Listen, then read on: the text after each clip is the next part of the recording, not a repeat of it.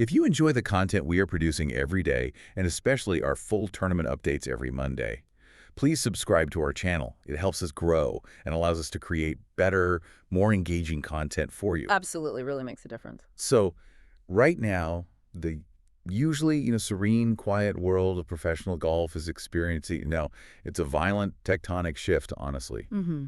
When you submitted your sources for this week covering the events of April 27th, May 3rd, 2026, you basically handed us the blueprint of a sport caught between two extremes. Right, two very different extremes. Exactly. On one hand, you have this terrifying historic perfection on the grass, and on the other, a literal $5 billion earthquake tearing up the boardroom. Mm.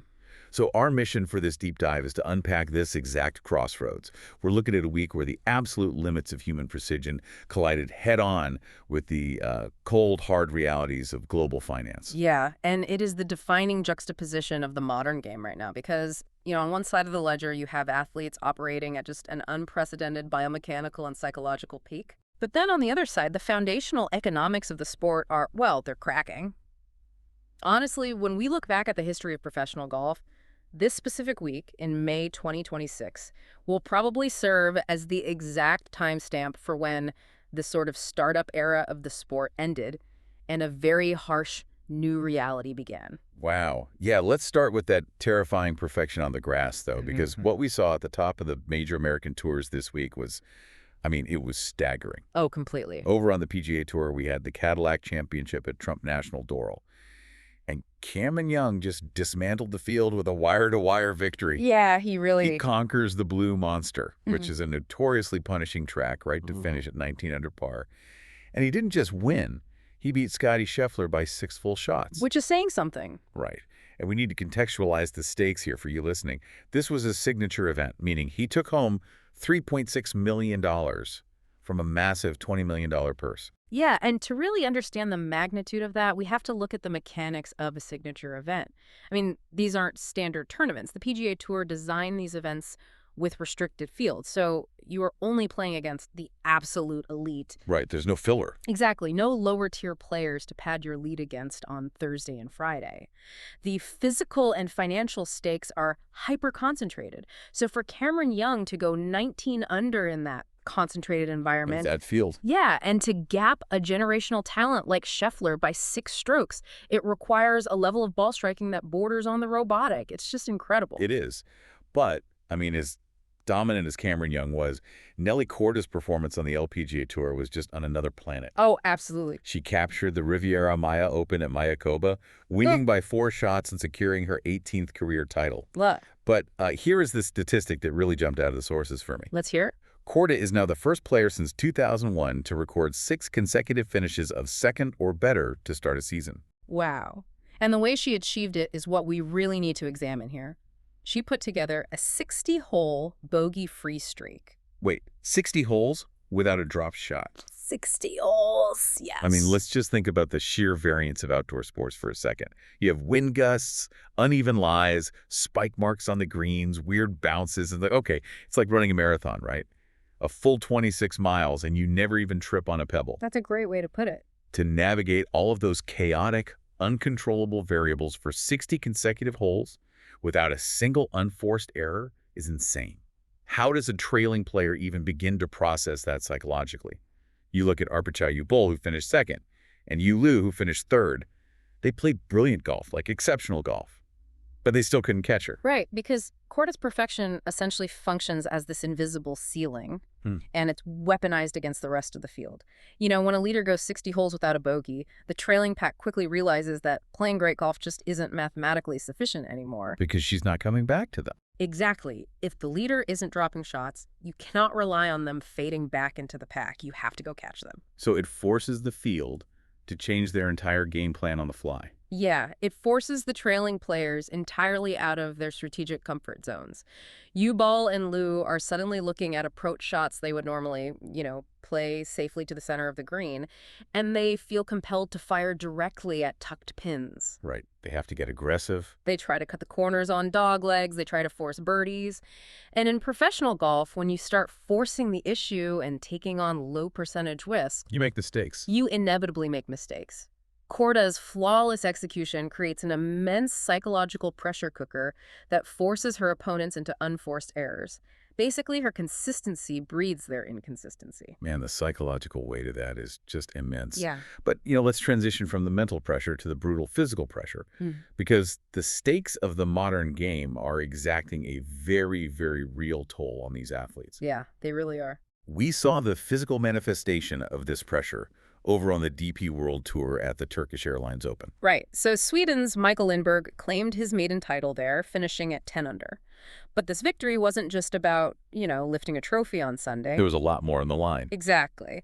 The DP World Tour utilizes this swing format, which is essentially mini seasons within the broader calendar designed to create localized drama. So by winning this specific event, Lindberg secured the $200,000 Asian swing bonus pool. And more importantly, he earned a direct berth into the upcoming PGA Championship. And the physical reaction to those cascading rewards is what really stands out here. Lindbergh actually admitted to the media that the pressure was so overwhelming coming down the stretch that he was experiencing severe dizziness and nausea. Yeah, he was physically ill. Physically ill from the stress of trying to close out a golf tournament. It's a stark reminder of the visceral reality of the sport. But, and here's the thing, it's not just acute stress causing nausea. We are seeing a literal structural breakdown of the athletes' bodies. We are. The injury report from the sources is, it's significant. Significance, putting it mildly. I mean, Colin Morikawa, the world number 5, had to withdraw from the Players' Championship because he injured his back on a simple practice swing on the 11th tee box. Yeah. A practice swing. Then you have Rory McIlroy withdrawing and Ryan Fox posting a photo directly from a hospital bed. I have to push back on this a little bit. Are we treating modern golf swings too much like powerlifting? That's an interesting comparison. I mean, these guys have the best biomechanists, nutritionists, and trainers on the planet. State-of-the-art sports science at their disposal. Shouldn't their highly conditioned bodies be able to handle this? Is the current congested schedule simply breaking them, or why is the science failing them here? Well, the science isn't failing them. The physics are simply undeniable at this point. When we talk about the biomechanics of the modern golf swing, we are looking at something the human spine was simply never evolutionarily designed to do. Right. To generate the unprecedented ball speeds required to compete today, players restrict their hip turn while maximizing their shoulder turn. This creates massive separation, which is known as the X factor stretch. So they are basically coiling their upper body against a rigid lower body to build up all that potential energy. Precisely. And when they unleash that kinetic chain, the rotational velocity is violent, the club head is moving incredibly fast, but all of that rotational force has to be decelerated somehow, right? Yeah, something has to stop the momentum. And the lumbar spine acts as the braking mechanism. So you take that immense repetitive torque and combine it with the modern schedule, specifically those clustered signature events we just talked about, which force top players to compete in back-to-back high-stakes tournaments without adequate recovery weeks. The body just gives out. The soft tissue and the lower back simply erode. Morikawa hurting his back on a practice swing is the ultimate proof that it's a cumulative repetitive stress injury. It's not an acute accident. The torque meets the calendar, and the body just surrenders. It really frames the modern tour professional as a high-performance engine running constantly in the red. That's exactly what it is. But, here is the fascinating secondary effect of all these injuries and the grueling schedule. While the top stars are breaking down, the pipeline of talent surging up from the rest of the world is overwhelmingly deep. The developmental infrastructure is basically capitalizing on every single opening. Yeah, the global breadth of the sport was on full display this week. It was everywhere. Let's just run through it. We saw Mikuma Horikawa shoot a final round 63 to win the Japan Golf Tour's The Crowns. M.H. Song won a dramatic playoff at the Asian Tour's GS Teltex Meichung Open. Samuel Simpson claimed the Sunshine Tour's Meta Clinic Invitational by 3 shots. And over on the Korn Ferry Tour, which, is the immediate waiting room for the PGA Tour, Jeremy Gandon won the Elcon Suncoast Classic at a blistering 22 under par. Yeah, and a 22 under par on the Korn Ferry Tour is incredibly indicative of the current landscape. It shows you the absurd scoring baseline required just to graduate to the main tour. You have to go super low. Exactly. But if we look closely at the scorecards across all of those global events, what's truly transformative is the youth movement embedded within the results. The professional ranks are being pushed from the bottom up by teenagers. Right, you're talking about the amateurs crashing the professional leaderboards. Yes. Look at the Korn Ferry event.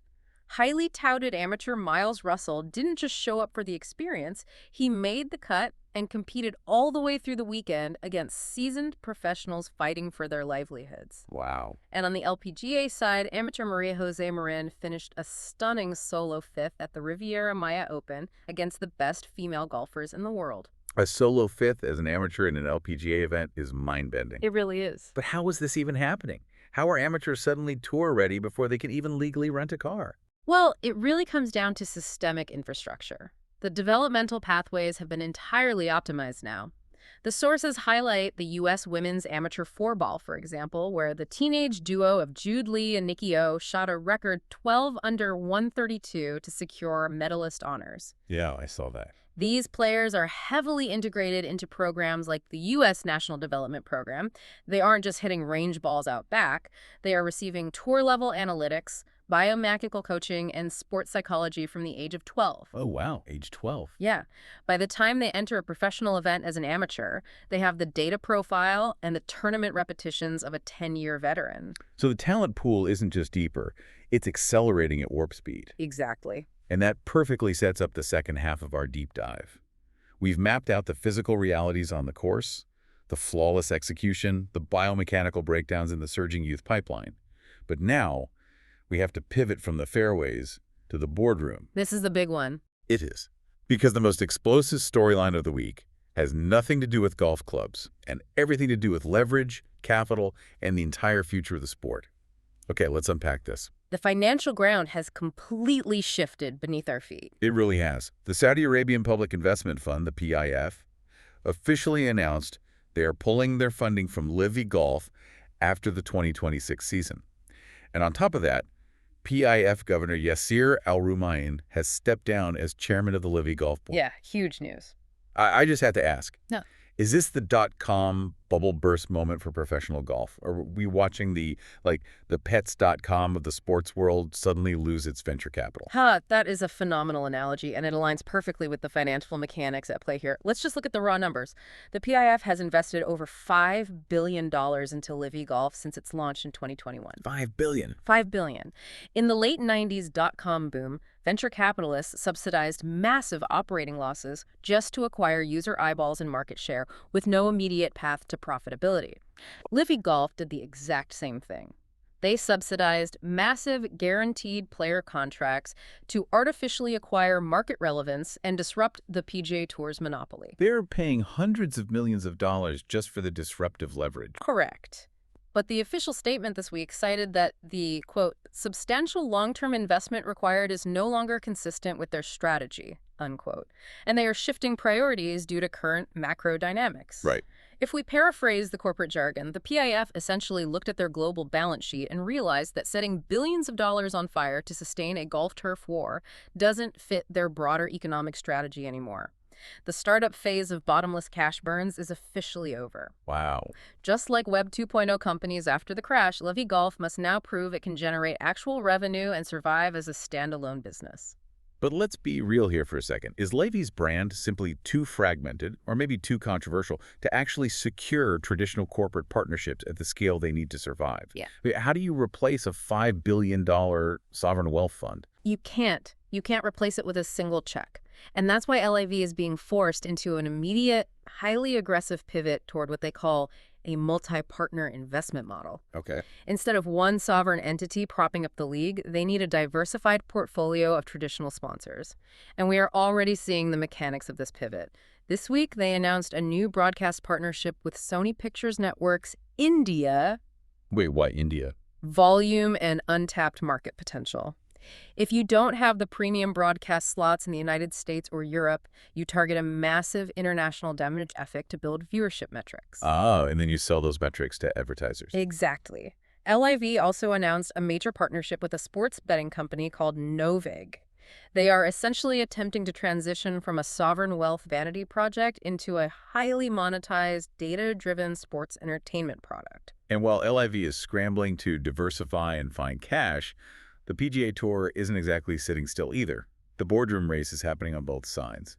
Absolutely. The PGA Tour knows they have to solidify their own revenue streams to keep purses high and prevent any future talent bleed. Right.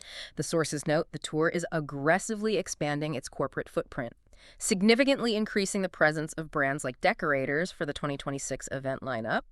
Both tours are now competing in a very traditional, very cutthroat race for corporate dollars, broadcast rights, and tangible, sustainable revenue. It's just when you synthesize all these reactions across the golf world this week, the contrast is jarring. Mm. The industry is in a state of absolute shock. You've got executives scrambling in boardrooms trying to figure out how to keep the lights on and the prize money flowing. Yeah. Yet, down on the grass, the players just have to keep playing. You have Michael Lindbergh fighting off literal nausea to win on the DP World Tour, calling his victory a dream come true.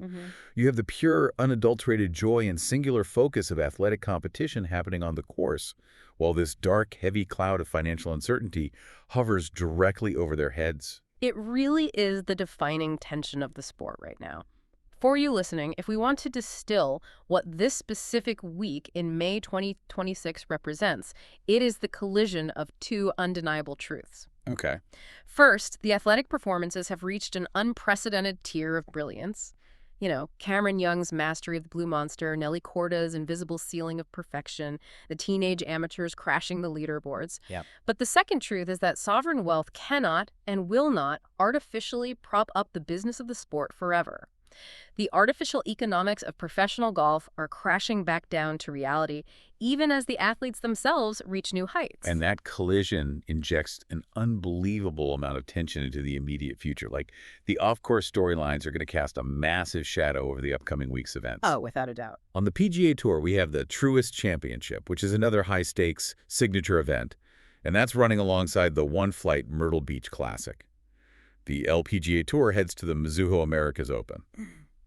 But let's not kid ourselves here. The single most anticipated event of the upcoming week is Livy Golf Virginia, happening in Washington, D.C. The media dynamics at that event will be unprecedented. Every single microphone, camera, and reporter is going to be hyper-focused on those Livy players.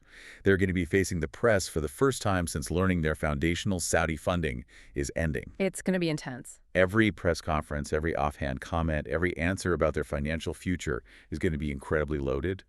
It is going to be a masterclass in tension and public relations. It will be intensely scrutinized, yes. Yeah. But it also leaves us with a critical long-term question to consider.